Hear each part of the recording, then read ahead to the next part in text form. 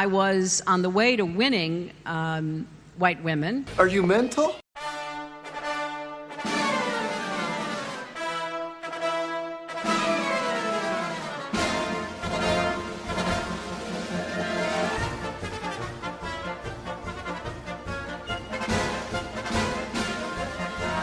If you look at the map of the United States, there's all that red in the middle where Trump won. Now, I win the coasts, I win, Illinois and Minnesota, places like that. But what the map doesn't show you is that I won the places that represent 2/3 of America's gross domestic product. So I won the places that are optimistic, diverse, dynamic, moving forward. And his whole campaign, Make America Great Again, was looking backwards.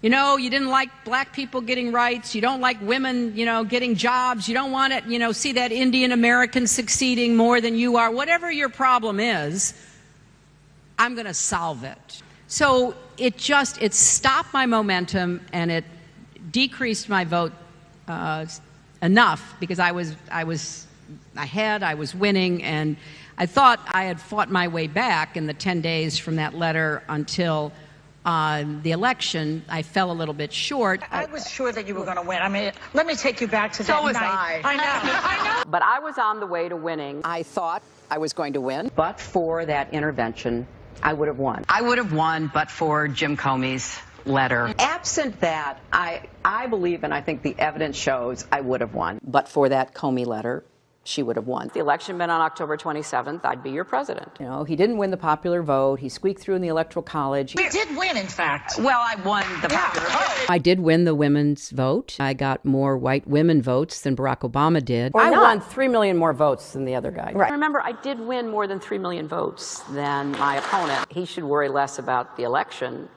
and my winning the popular vote. Because we won the popular vote so significantly. She would have won. I would have won. I would have won.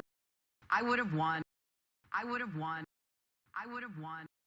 I would have won.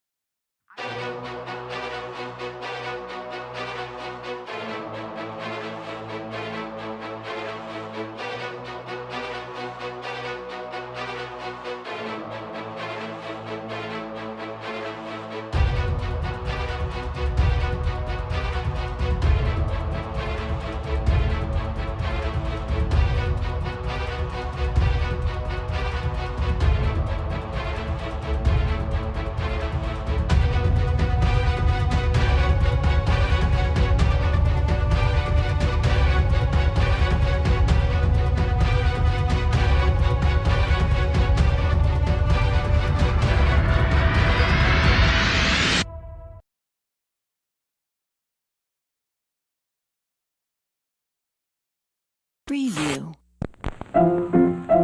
Let's all go to the lobby. Let's all go to the lobby. Let's all go to the lobby to get ourselves a treat. Preview.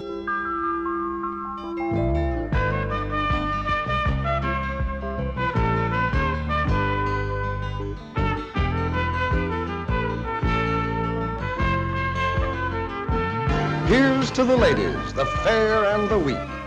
Fair they are, we'll all admit. But who dares call them weak? Our modern girls play as hard and with as much vitality and stamina as any man. All of a sudden, white women who were going to vote for me and frankly standing up to the men in their lives and the men in their workplaces.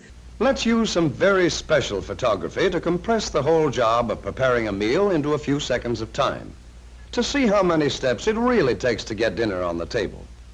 Remember, this is a hurry-up picture of just one meal out of more than 1,000. Is that what you'd call a blitz meal? Democrats, going back to my husband and even before, but just in recent times, going back to Bill and our candidates and then President Obama, have been losing the white vote, including white women. We do not do well with white men, and we don't do well with married white women.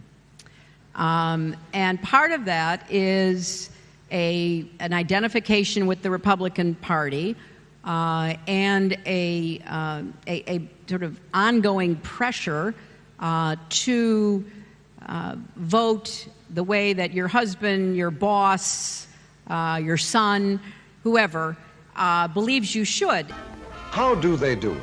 Where do they find all that energy, that seemingly inexhaustible store of pep and ginger?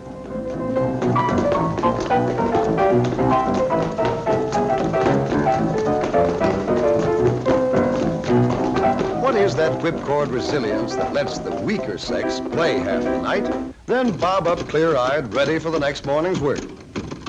This frail creature strikes her typewriter keys about 40,000 times a day. You know, you don't want to vote for her. You know, it's going to be terrible. You can't vote for that.